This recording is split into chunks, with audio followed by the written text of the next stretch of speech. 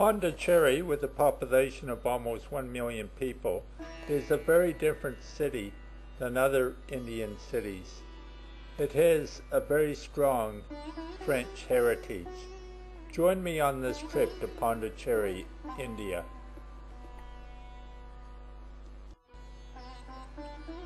Pondicherry, known colloquially as Pondy, is located on the southeast coast of India.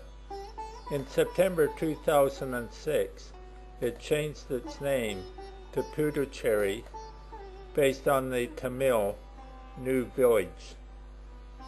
It occupies almost 500 square kilometers.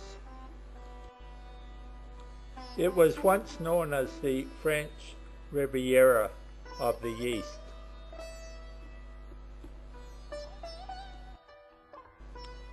A city map of Pondicherry with the Sri Aurobindo ashram near the top, where I stayed with my wife Lily.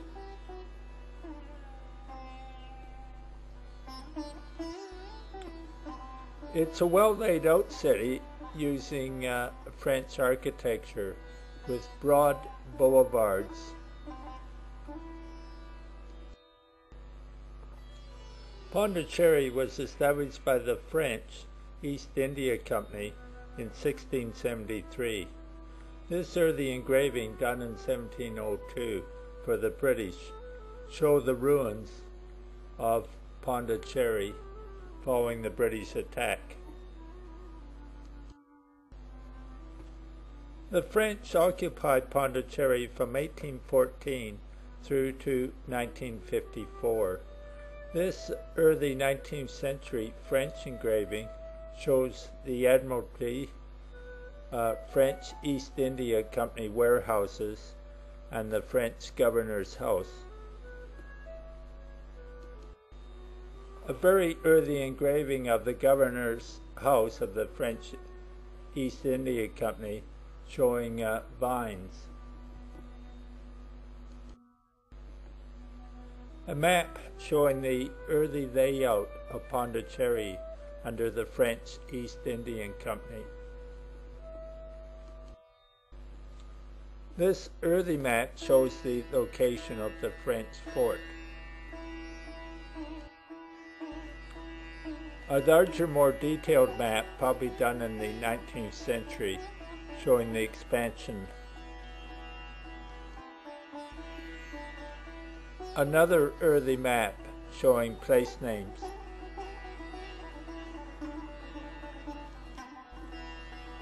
I became very interested in Pondicherry after reading the book by the French-Canadian author Martel called The Life of Pi.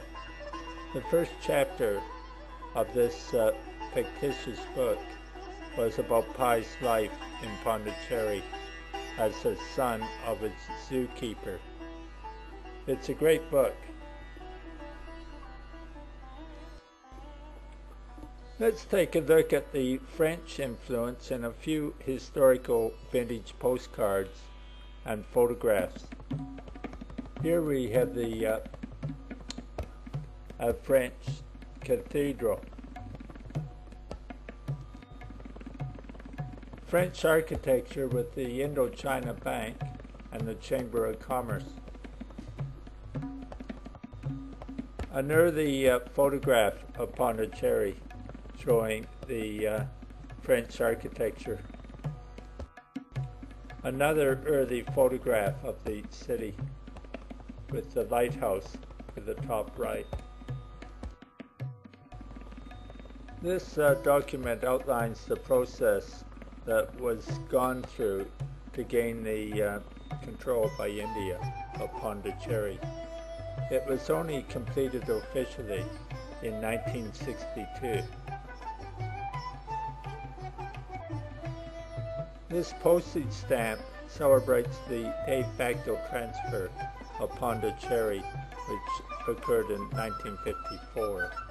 And the picture on the card is the memorial for the fallen dead.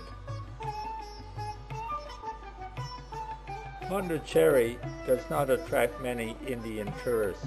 It does attract some French tourists and also devotees of the Aurobindo ashram. This Microsoft Flight Simulator shows a landing at Puducherry Airport, but landing here on the flight simulator will be the only way you will land because the airport is closed. There's not enough traffic.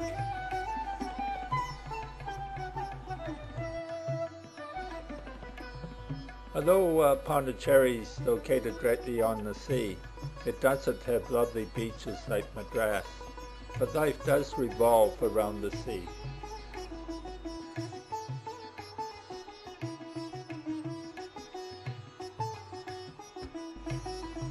Fishermen hard at work. A broad boulevard along the coast. The lighthouse.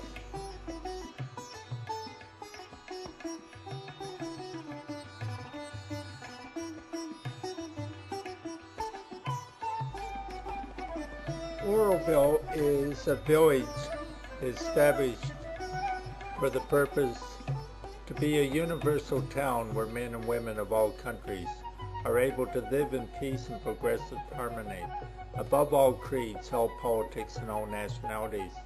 The purpose of Auroville is to realize human unity. From their website, it's based on a philosophy by Sri Aurobindo. Matri Mandir, a building erected at Auroville.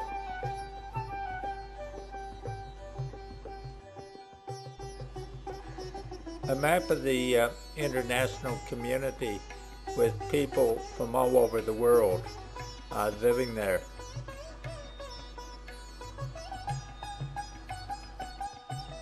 The ashram guest house where I stayed when I visited. A memorial in Pondicherry.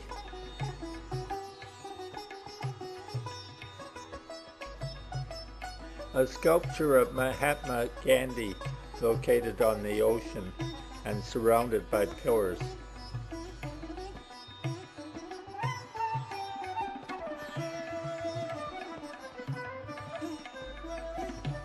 The sculpture at night on a rainy evening. The French influence is clearly apparent today. The city is divided into the French and the Indian quarters. The French quarter has typically colonial houses with long compounds and stately walls. Pondicherry is one of the few places where you might see a French flag flying. Street names are all in French, and about 1/2 the population speak French. The rest speak Tamil.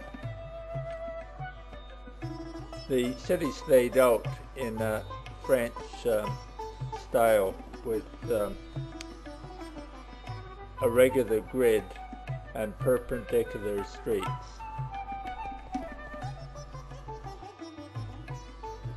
Puducherry police are still wearing the French-style uniforms, particularly in the hats.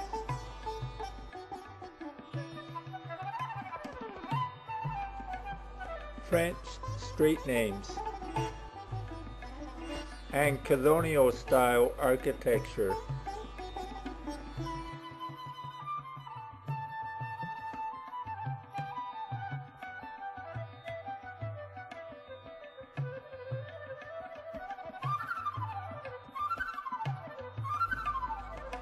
A French colonial-style church.